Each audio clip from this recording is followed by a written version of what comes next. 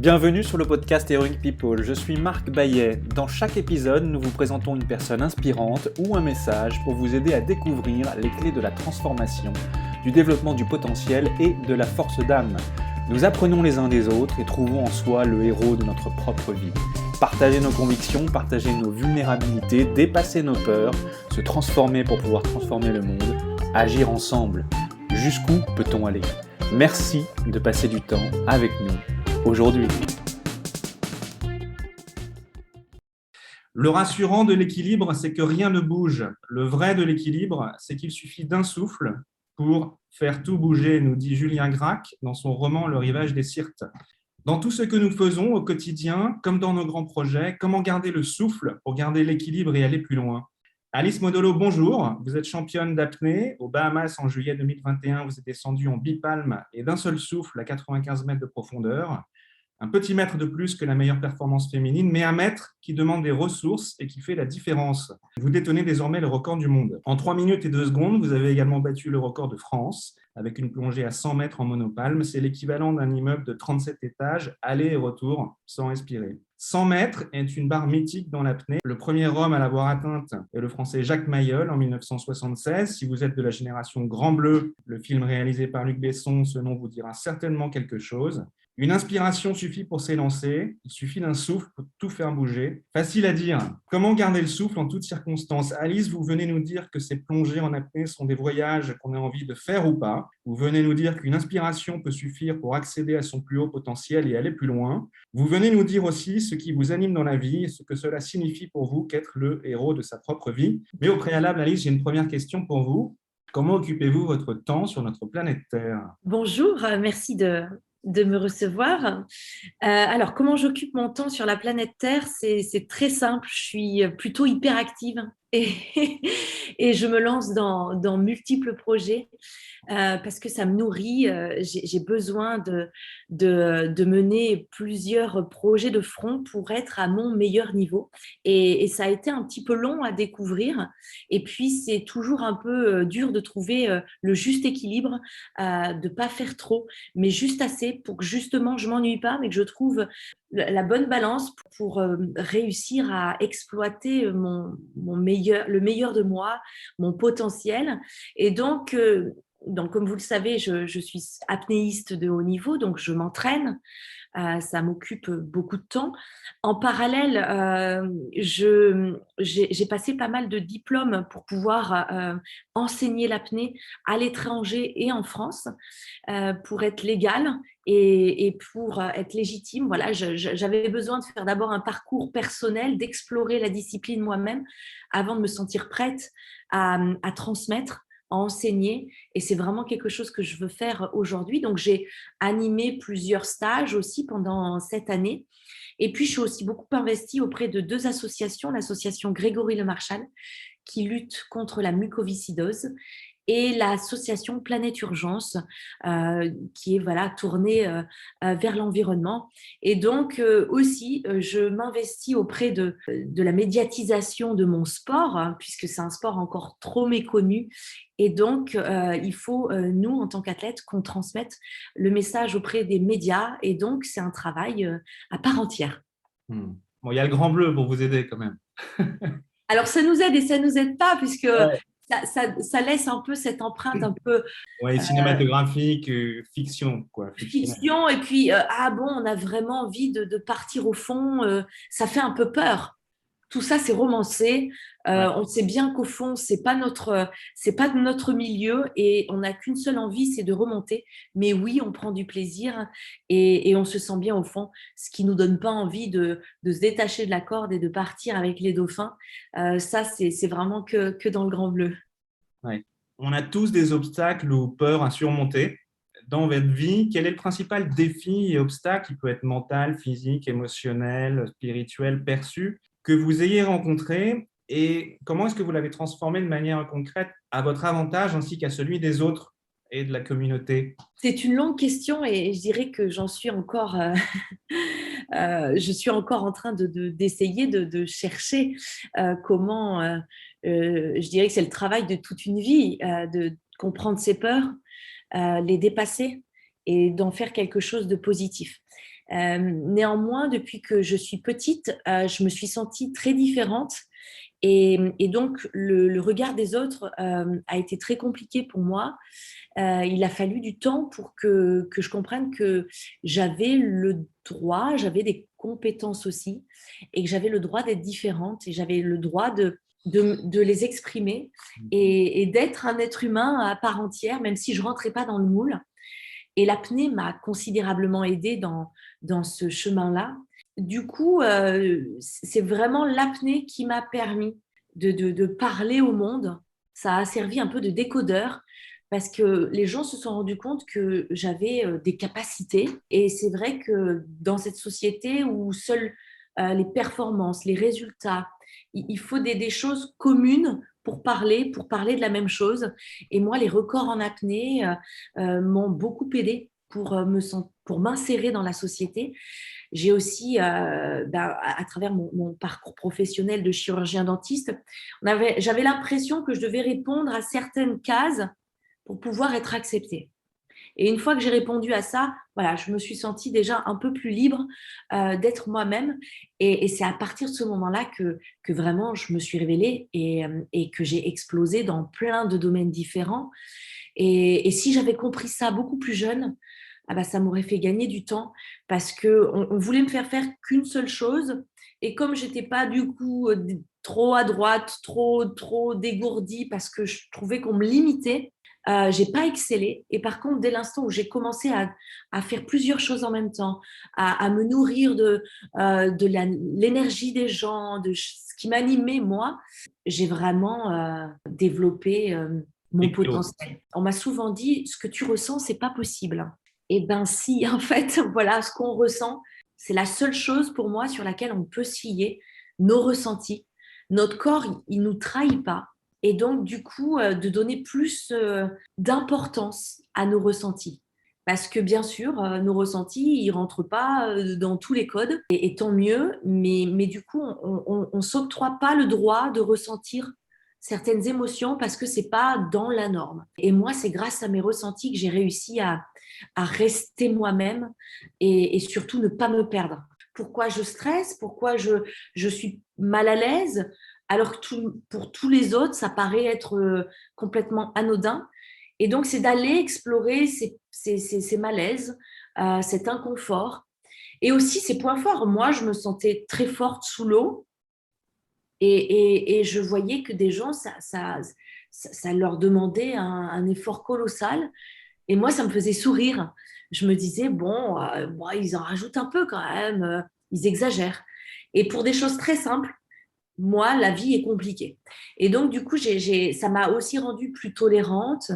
Et c'est un chemin de toute une vie, hein, j'en suis encore là, et d'essayer de le transformer en quelque chose de positif. En tout cas, j'ai compris que mon expérience pouvait parler à d'autres. Et c'est aussi pour ça que j'ose parler de toutes ces difficultés que j'ai pu avoir et qui m'ont permis aussi de me découvrir parce que j'ai rien lâché. C'est-à-dire que je me suis jamais abandonnée. J'ai jamais pu renier à ce que j'étais. Et à chaque fois qu'on essayait de me contraindre et de rentrer dans le moule et que j'étais à deux doigts de renoncer, poum, je trouvais le moyen de m'extirper de la situation. Par exemple, voilà, je devais m'associer avec des collègues dentistes et il y avait des choses qui me correspondaient pas. Et en même temps, ça paraissait être le travail rêvé. Et j'étais à deux doigts de signer. Et au dernier moment, j'ai dit, bah non, je vais devenir apnéiste de haut niveau.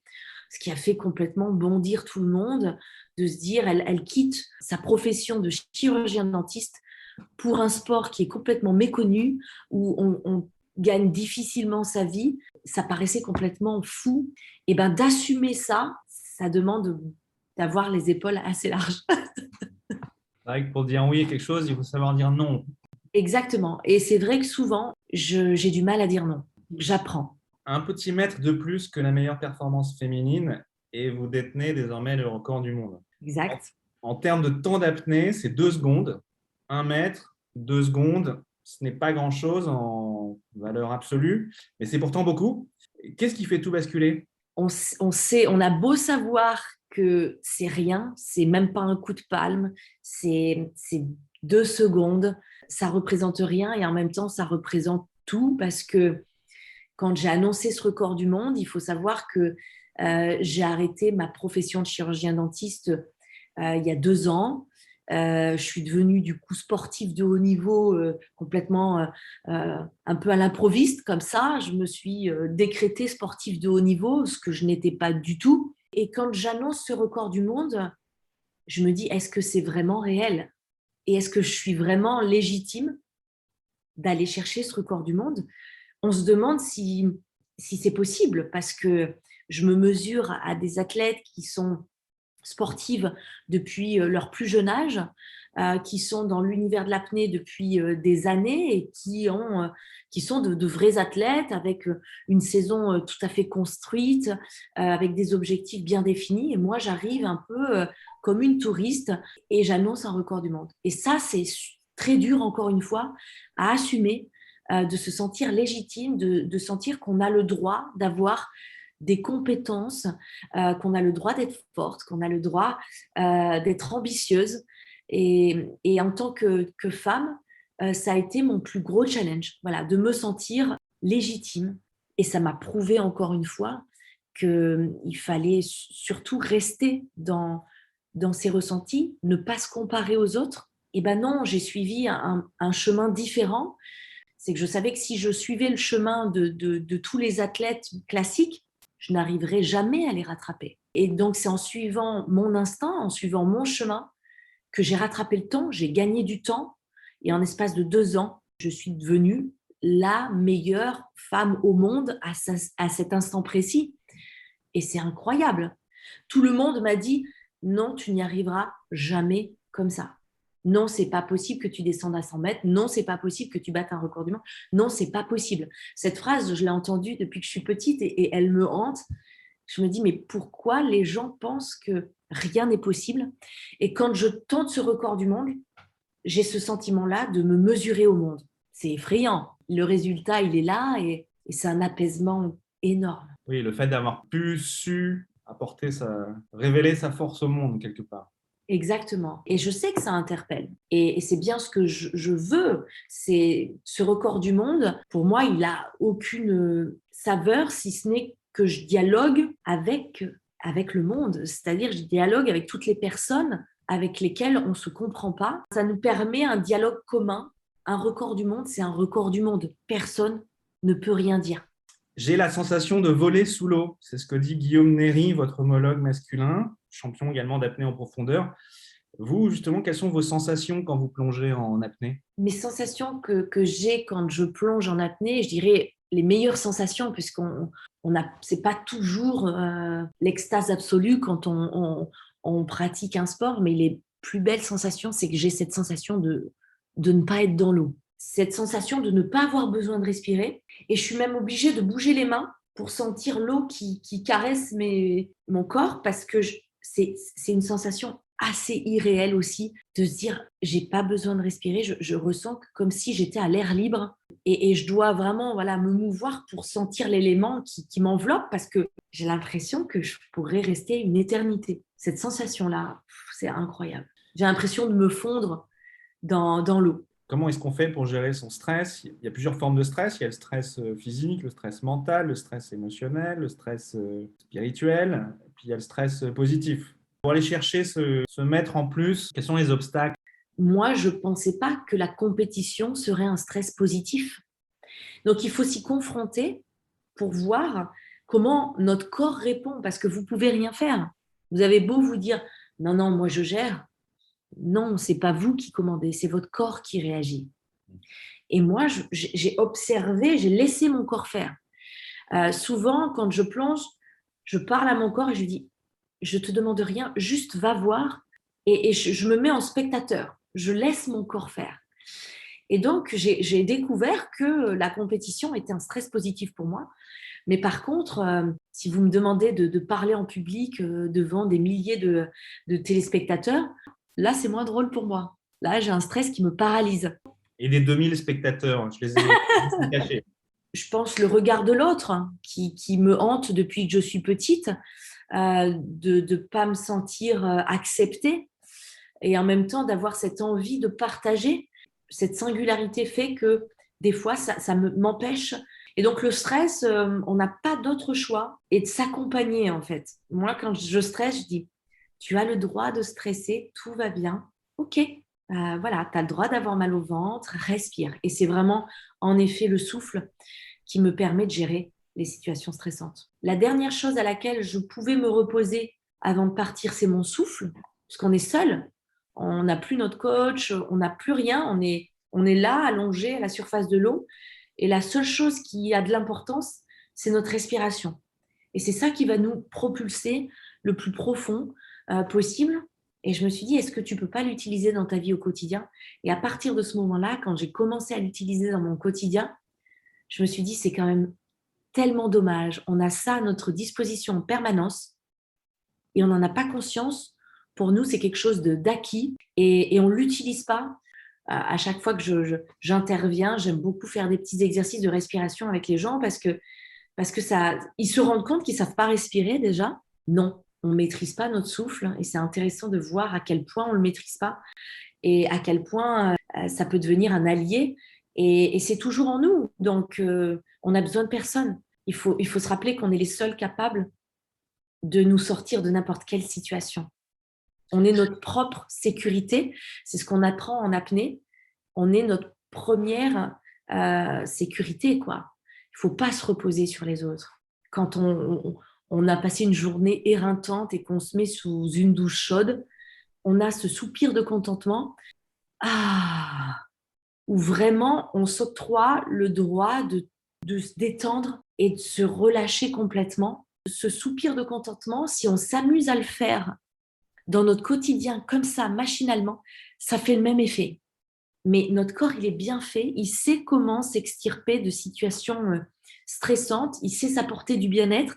Et donc, ce petit soupir de contentement, déjà, si les gens le faisaient quand ils sont dans les embouteillages, quand ils ont un stress avant de parler en public ou autre, vraiment, ça change tout et je m'amuse beaucoup à le faire dans mon quotidien. Fier et indompté est l'esprit de l'homme. C'est Lao Tse qui dit ça. Le temps d'incliner la tête et de la relever, il est allé jusqu'au fond des 4 océans et on est revenu. Quand notre esprit est agité, nous avons du mal à nous concentrer. Que faire? Comment développer une plus grande puissance à soi et au monde? Comment, surtout, installer progressivement des habitudes relaxantes au quotidien? L'apnée, c'est un peu comme si vous appuyez sur le bouton stop. D'un coup, le cerveau arrête de tourner. L'apnée vous pousse à être dans vos ressentis. C'est quelque chose qu'on peut ressentir aussi quand on va s'évader dans la nature, qu'on va marcher en montagne ou qu'on s'assoit devant la mer et qu'on observe les vagues. D'un coup, on est complètement hypnotisé, absorbé par quelque chose qui nous détend. Ceux qui n'ont pas d'idée, qui savent pas quoi faire pour trouver un certain calme intérieur, déjà ça. Après, bien sûr, il y a la méditation, mais il faut des paliers parce que c'est bien sûr pas évident. Le yoga parce que il nous pousse à respirer et à réaliser des mouvements sur notre souffle. Donc, on est obligé d'être attentif à ça et on devient de plus en plus coordonné. Et là aussi, moi, ça m'a énormément appris à prendre conscience de mon souffle et de comment je pouvais le mettre en mouvement. Et bien sûr, la respiration, mais comme on le sait, ça demande d'être guidé quand on est un petit peu face à un précipice et qu'on ne trouve pas de solution, de se faire aider par une prof de yoga, par un préparateur mental, par un thérapeute, et de faire des choses en groupe pour qu'on se rende compte qu'on n'est pas les seuls face à cette difficulté. Mais vraiment, c'est très difficile de se sortir de la difficulté seul et de faire face à ses peurs seul. Et je trouve que c'est essentiel de le rappeler. Il faut accepter de se faire accompagner. Merci Alice. La sérénité mène à la joie et elle-même au sentiment d'extase.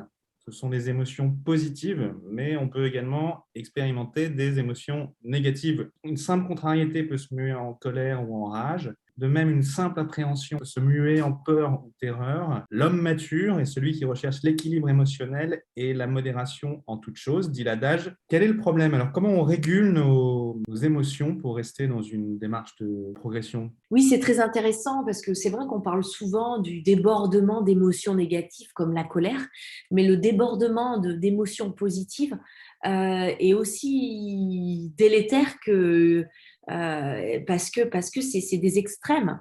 C'est beaucoup de travail sur moi-même. Et j'ai envie de dire, pas vraiment, dans le sens où je cherche pas du tout à le contrôler.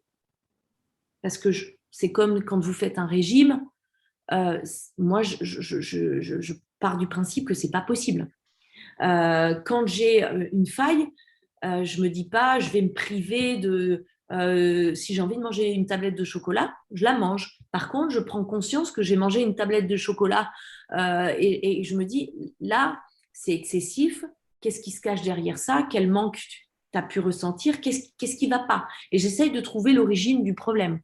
Mais donc, quand je suis trop joyeuse ou quand je m'emporte trop rapidement, j'essaye pas de me contrôler parce que ça marche pas. Le naturel revient au galop. J'essaye de travailler mes peurs, encore une fois. Plus je travaille mes peurs et plus je m'apaise. Et c'est des choses complètement. J'aurais pas pu faire le lien, j'aurais pas pu imaginer que de déverrouiller cette peur-là, ça allait avoir cet impact dans ma vie. Et c'est vraiment ce qui m'anime dans l'apnée, c'est que pour descendre de plus en plus profond, je vais déverrouiller des peurs et ça m'aide énormément dans ma vie au quotidien. Et plus je fais de l'apnée, plus je performe, plus je me rends compte que j'ai un bien-être qui est gagné à jamais. Donc, faire face à ces peurs, c'est clé, c'est capital pour aller plus loin. Qu'est-ce qui se Oui, passe si on oui ne parce se que confronte jamais à ces peurs? si on se confronte, bah, on est paralysé en fait. Si on se confronte jamais à ces peurs, il y a un mal-être évident qui est présent en nous. On est complètement, voilà, on se fait ronger de l'intérieur et on vit pas. Consciemment ou inconsciemment. Exactement. C'est pour ça que c'est pour moi vital de faire face à ces peurs, aussi ridicules qu'elles puissent être. On parle de la peur de parler en public. Je me force à parler en public pour que mon corps se rende compte que, voilà, même si j'écorche des mots, même si ma prestation n'est pas exemplaire, il n'y a rien qui se passe de terrible après. Je connais ça très bien. Hein. J'ai été amené à faire la promotion en fait, de mes projets et à être speaker auprès de la presse. Et je me suis retrouvé plusieurs fois dans des situations où j'avais tellement d'émotions en fait, qui remontaient parce que j'étais face au public que je ne pouvais plus respirer et plus parler. C'est ces activités de speaker qui m'ont permis de dépasser ça en fait. Et ben c'est exactement. Et de vivre les émotions, c'est vrai que maintenant, j'y vais plus sereinement parce que je sais que je vais accepter déjà de ne pas être parfaite. Ça, c'est aussi une pression de la société. Il ne va rien se passer de terrible, en fait. Encore aujourd'hui, j'ai plus peur de parler en public que de descendre à 100 mètres. Hein. En tout cas, je l'assume de plus en plus. Quand je parle en public, je peux m'emballer, je peux du coup perdre mon souffle, du coup je perds mes idées, je suis perdue. Ce qui me permet de retrouver le chemin, c'est de se calmer et de respirer. Et dès qu'on se remet dans son souffle, le cerveau s'apaise, retrouve ses marques et on repart. C'est important d'aller dans ces émotions un peu négatives parce que la vie n'est pas une fête perpétuelle et c'est facile de vivre la joie, le bonheur, le plaisir et c'est tout de suite moins agréable. En tout cas, moi, j'adore pleurer, j'adore prendre des gifles parce que ça me rend vivante et je le prends comme des émotions qui me rendent vivante. J'aime ressentir ça, que ce soit positif ou négatif, et ben je le vis à 200%. Merci Alice. Alors vous disiez tout à l'heure, le patron c'est le corps, mais on dit qu'on a 4 corps, le corps physique, émotionnel, mental, spirituel. C'est un peu ces 4 briques qui communiquent entre elles. Mais on dit aussi que l'énergie est descendante, ça va du spirituel au mental, à l'émotionnel, au physique. Lorsque vous plongez, sur lequel de ces 4 corps est-ce que vous agissez?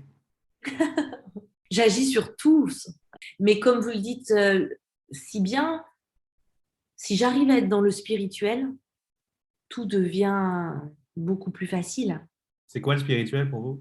Quand on s'élève, quand on prend du recul par rapport à la situation, je dirais que la spiritualité, au moment de plonger, elle me vient, je dirais, de mon grand-père qui me chuchotait dans mon oreille depuis que je suis petite et que tout le monde se moquait de moi. Il me chuchotait dans l'oreille: «Moi, je sais, Alice, que tu seras la première». Je ne savais pas de quoi il parlait. Il me disait: «Je sais qu'un jour, tu seras la première et ne les écoute pas». Ça m'évoque beaucoup de choses et donc c'est vrai que souvent j'ai une pensée pour lui et puis j'ai une pensée aussi pour Grégory Le Marchal, qui a été vraiment une source d'inspiration pour moi. Heu, ce jeune homme qui avait cette maladie, la mucoviscidose, qui complètement le privait de son souffle et abîmait ses poumons. On lui disait qu'il ne pouvait pas faire de sport. Il a été champion de France de rock'n'roll acrobatique. On lui disait qu'il ne pouvait pas chanter. Et il a une voix extraordinaire. Il évoque cette phrase qui me parle beaucoup. Voilà, je partirai libre d'y avoir au moins cru. Votre énergie va là où vous portez votre attention. C'est John Grinder, qui est l'invention de la programmation neurolinguistique, qui dit ça. Qu'est-ce que vous en dites? Je suis tout à fait d'accord parce que comme on l'évoque, il y a plein de choses qu'on ne peut pas maîtriser.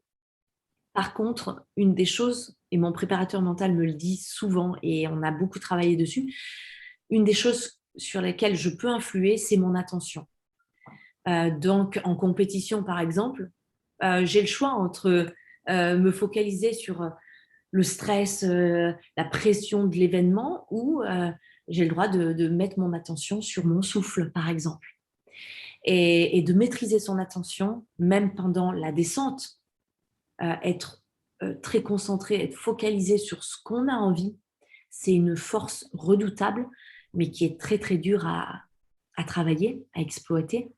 Et c'est super intéressant, c'est infini. On peut travailler toute notre vie sur l'attention. Et donc, la méditation aussi demande cette ressource-là. Donc, c'est essentiel. Et en effet, quand on maîtrise cette arme-là, on est redoutable. Garder le souffle et aller plus loin, c'est envisager sereinement un parcours sur le long terme et ne pas se frustrer quand on sent qu'on fait du surplace, voire que l'on a la sensation de faire marche arrière. Est-ce qu'on peut dire ça? Oui, je suis tout à fait d'accord. Et même des fois, c'est extrêmement pertinent de se dire j'ai l'impression de perdre du temps. Des fois, je me dis, mais Alice, est-ce que tu avances ou pas? Mais rien ne sert d'aller trop vite. J'ai l'impression que j'ai pris plus de temps sur la case départ parce que j'ai observé ce qui se passait autour de moi et surtout, j'ai cherché à ne pas suivre ce que la société nous demandait le chemin, le tronc commun que la société nous demandait de suivre. Je suis restée sur cette case départ. Alors, ça peut paraître effrayant parce qu'on se dit, mais... et puis, on vous fait remarquer. Quand est-ce que tu vas te poser? Quand est-ce que... Et en fait, moi, je suis restée sur cette case départ et j'ai attendu que dans mon jeu, j'ai un joker pour passer à la case d'arrivée en claquant des doigts. Après, quand je me suis rendu compte que j'arrivais à jouer comme ça a été une vraie force. Mais au début, c'est assez dur de se dire non, non, je perds du temps et je vais surtout pas partir tête baissée là-dedans parce que je veux pas me tromper. Et donc, de se construire comme ça, brique après brique, on se rend compte que la maison, elle met du temps à se bâtir. Mais quand on a des fondations solides comme celle-là, il peut se passer un tsunami, vous ne bougerez jamais parce que vous êtes enraciné tellement profondément que vous êtes invincible. Est-ce que vous pourriez donner 5 conseils concrets pour garder le souffle et le cap de nos vies en toutes circonstances? Dans les projets, dans le quotidien, dans la relation aux autres. La première chose que je dirais, c'est que tous les matins, s'accorder au moins 5 minutes pour respirer. Alors, vous trouvez des applications partout de cohérence cardiaque, de ce que vous voulez, mais 5 minutes tous les matins où on met notre attention sur nous, sur nos ressentis, sur notre souffle, ça change la vie. On cherche toujours des choses extrêmement compliquées, mais c'est très simple de performer. Il faut rester soi et pour ça, il faut se concentrer un peu sur soi. Donc, je dirais, pour moi, c'est le conseil essentiel pour garder le cap dans tout, quoi. Alors, à l'inverse, qu'est-ce qu'il faut faire pour être sûr de tout rater? Qu'est-ce qu'il faut faire pour perdre son souffle et du coup se noyer dans un verre d'eau? Il faut écouter ce que disent les autres. Et quand ils vous disent ah oui, tu peux pas faire ça, ce que tu ressens, c'est pas vrai, bah ouais, faut leur donner de l'importance. Il faut suivre le chemin de Monsieur Tout le Monde. Ce qu'il faut faire pour tout rater, c'est de se couper de ses ressentis. Mais elle fait peur, hein, cette petite voix intérieure. Hein. Mais quand on sait écouter cette petite voix, ce qui se passe derrière, c'est vraiment magique. Qu'est-ce qui est important pour vous dans la vie, Alice? 3 valeurs essentielles. La bienveillance, la liberté, le partage. Vous êtes également un témoin privilégié des bouleversements de nos océans. En 20 ans de plongée partout dans le monde, qu'est-ce que vous avez observé en fait? Quel constat en 2021? Quel geste simple est-ce qu'on peut faire pour la planète? J'ai commencé l'apnée à 23 ans et en piscine. Donc, je ne suis pas la meilleure placée pour avoir vu les océans autant évoluer. Je comprends tout à fait ce rapport-là de se dire oui, j'ai conscience que j'ai envie de faire quelque chose pour la planète, mais je ne sais pas quoi faire. Et moi, je suis partie dans la forêt amazonienne tous les jours pendant 12 heures, de s'immerger comme ça dans la nature, dans cette forêt primaire qui est, je suis éblouie à chaque fois de voir comment la nature arrive à faire des choses aussi belles, d'observer ces feuilles, ces troncs d'arbres, ces lianes, voir la symétrie, les textures, c'est extraordinaire. Et de voir que nous, êtres humains, on arrive à détruire ça, ça provoque des électrochocs. Et moi, d'être investie sur le terrain, de ressentir ça, c'est ce qui m'a permis de me sentir impliquée et responsable. Et c'est ce qui m'a permis aussi de prendre conscience que la nature, elle est bien plus forte que nous. Elle n'a pas besoin de nous pour vivre. Elle prendra toujours le dessus sur l'homme. C'est de se rendre compte que si on sauve la nature, c'est pas pour la nature, c'est pour nous, parce que c'est notre habitat. Et ça ne nous viendrait pas à l'idée de dégrader notre appartement, notre maison, de jeter tous nos détritus dans notre salon, dans notre chambre. Et donc, à plus grande échelle, eh ben, c'est vraiment ça que ça symbolise. Il faut qu'on arrête de détruire, il faut qu'on prenne conscience de ça. Et pour moi, c'est d'être investi sur le terrain. Je le suis avec Planète Urgence au niveau international, mais je le suis aussi dans ma ville d'Antibes, dans le département des Alpes-Maritimes. À très grande échelle, la nature, c'est notre maison. Et moi, j'encourage les gens de la ville à s'investir dans leur quartier, dans des petites associations ou à plus grande échelle, dans des associations comme ça internationales comme Planète Urgence, parce que ça ouvre un autre regard.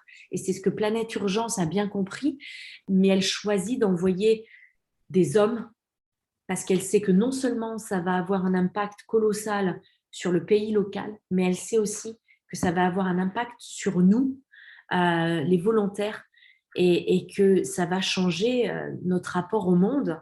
Et ça, c'est extraordinaire. Il faut être impacté voilà, si on se dit, sinon on ne fait pas les choses, sinon ce n'est pas instinctif. Se contrôler à trier les déchets, à ramasser les masques ou les sacs plastiques dans la mer, on peut se forcer à le faire.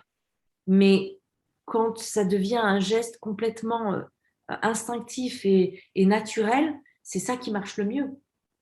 boire dans une gourde qu'on remplit d'eau tous les jours, ne pas utiliser de bouteilles plastiques. C'est quand on va faire des courses, privilégier, on peut avoir des sacs en plastique, mais toujours reprendre les mêmes, pas surenchérir les suremballages. Il y a plein de choses mais pour ça, il faut se sentir... il faut que ça vienne, il faut que ça coule de source en fait. Alice, avec qui est-ce que vous rêvez de prendre un café ou un thé vert? Ou les deux, hein. Je pense que là, je suis en train de relire L'Alchimiste et j'aimerais bien être dans Paulo Coelho. Ouais, j'aimerais beaucoup me dire qui est cet homme? Paolo Coelho, parce qu'il a réussi à écrire ce livre que j'aime beaucoup, qui est un grand classique, et je trouve qu'à chaque fois que je le relis, il y a des petites informations que j'interprète différemment. Qui est cet homme qui a pu rédiger ça? Je trouve ça assez beau. Pour quelle chose est-ce que vous ressentez le plus de gratitude dans votre vie? À qui avez-vous envie de dire merci? Souvent, je dis merci à la vie de me permettre d'être moi-même, de continuer à être moi-même, et surtout dans les moments difficiles. Je me dis, OK, si je dois en passer par là, merci de m'accompagner sur ce chemin qui est douloureux, qui est difficile, parce que ça me permet de m'élever et de grandir et d'être un peu plus moi-même. Et je suis très, très reconnaissante quand je traverse des moments difficiles parce que je sais que derrière, il va se passer quelque chose d'encore plus beau pour moi. Je l'ai vérifié une multitude de fois. Et donc, quand il m'arrive quelque chose de difficile, je dis « Ah oui, merci, j'ai hâte de découvrir ce qui va se passer de magique. » Et je le prends avec beaucoup de philosophie. Et ça me permet de le vivre avec beaucoup plus de légèreté. Et j'attends. Et à chaque fois, je suis jamais déçue de ce qui se passe. Donc pour ça, je suis très, très reconnaissante en la vie et j'aurais envie de dire merci à ma grand-mère de 96 ans qui est à la fois, qui m'apporte beaucoup de clairvoyance et c'est un vrai cadeau de partager ces instants de vie. Elle me permet de voir plus loin et de prendre conscience de la chance que j'ai à mon âge de beaucoup de choses. Et donc, elle m'aide beaucoup à anticiper l'avenir et à apprécier le présent. Quel conseil ou petit exercice simple et concret pouvez-vous proposer à ceux qui nous écoutent pour commencer à introduire le changement et améliorer tout de suite leur vie et leur quotidien? Les 5 minutes de respiration, il y a plein d'applications qui permettent de guider la cohérence cardiaque, par exemple. C'est une arme redoutable. Ça passe par le souffle et donc on n'a pas besoin de chercher quelqu'un. On est tous sur nos smartphones et applications, donc c'est à la portée de tout le monde. Se recentrer sur son souffle, ça paraît facile et ça ne l'est pas. Et donc de s'accorder ces 5 minutes tous les jours, ça me paraît être le premier pas, le plus simple, et de se forcer à le faire pendant 1 mois et de voir le résultat. C'est physiologique, hein, ça a été prouvé, de respirer en même temps, ça coordonne les battements de notre cœur et ça nous apaise vraiment. Pour vous, qu'est-ce que cela signifie être le héros ou la héroïne de sa propre vie? De ne pas se renier et d'assumer qui on est contre vents et marées et de revendiquer nos ressentis et nos compétences. Voilà, moi aujourd'hui, je peux dire qu'au quotidien, j'essaye un maximum d'être l'héroïne de ma vie et c'est un vrai travail. Et souvent, je dis que la performance, pour moi, elle n'a pas été de faire médecine ou de descendre à 100 mètres. La première performance, elle a été d'être moi-même. Et ce qui en a découlé, c'est que j'ai réussi à faire de multiples choses parce que j'ai assumé d'être moi-même. Être soi. Merci Alice. Dernière question. Pour vous, qu'est-ce que la force d'âme? C'est un peu ce que je décris quand je dis que j'adore vivre des moments compliqués parce que j'ai toujours cette petite flamme qui m'anime à l'intérieur de moi. Et souvent, les gens vous disent « Oh là là, mais ça doit être terrible, ça va, t'es pas trop déprimée. » Et moi, j'ai l'impression d'être ultra vivante et de savoir où je vais dans la tempête. Et quand on est capable d'être aussi fort dans la turbulence, c'est là où on se rend compte que oui, il y a eu un énorme travail de fait. Et c'est ce qui est. Et vraiment aujourd'hui, je me sens très forte parce que je me sens stable et solide dans la tempête. Et donc, en effet, c'est quelque chose qui nous dépasse, en fait. Cette force d'âme, c'est croire en la vie. La vie nous guide et elle nous amène face à des murs pour nous révéler, en fait. Si c'était toujours facile, on n'évoluerait pas. Et quand elle nous présente une situation difficile, c'est qu'elle considère qu'on est capable de la surpasser et on est capable de s'élever. Et quand on voit la difficulté sous ce regard-là, déjà on a cette gratitude vis-à-vis de la vie, parce qu'on se dit, elle se dit que je peux surmonter ça, c'est incroyable. Et on se dit, bon, comment je vais trouver une solution dans un contexte qui paraît insolvable? Et bien, de se laisser guider par la vie et par nos ressentis et de trouver des solutions auxquelles jamais on n'aurait pu imaginer, ça, c'est la force de l'âme. Moi, jamais j'aurais pu croire que j'arriverais à être dentiste, à jouer dans le clip de Beyoncé, à battre un record du monde, à avoir 25 records de France. Jamais j'aurais pu imaginer ça. Et de me laisser porter par la vie et de foncer dans le mur, mais pas tête baissée, de vouloir le gravir, d'avoir envie justement de l'affronter, ça me donne une force incommensurable. Et ça a changé véritablement ma vie. À chaque moment difficile, je me dis, ça va être extraordinaire. Et plus il est difficile, et plus ce que j'obtiens en retour est incroyable. Donc, ça permet de supporter un peu la douleur parce que c'est douloureux, c'est difficile.